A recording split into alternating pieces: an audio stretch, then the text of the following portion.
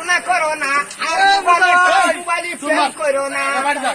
ও বান্দা বান্দিরা তোমরা ধরা পড়ে গেছো একানার জমিনের ওপরে, একানার জমিনের ওপরে 500 বছর 200 বছর 300 বছর হায়াত নিয়ে ঘুরেছে বান্দা বান্দিরা। ও বান্দা বান্দিরা তোমাদের কেন এখন 60 বছর 45 বছর হায়াতে এসে কেন পাপ করেছো? তোমাদের হায়াত হারিয়ে গেছে, কি যায়নি? হায়াত নাই, হায়াত নাই। আর 45 40 50 60 বছরের ভিতরে আসমান সমান বাড়ি করছো।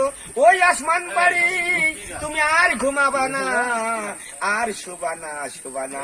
তোমাদের বাড়ি ওই জমিনের তলায়। নোনা গাছে অতখানি হবে খালি বাড়ি করছো কার জন্য বলো? আচ্ছা তুমি কেন বাড়ি করছো? ওরে আমার বউ রে,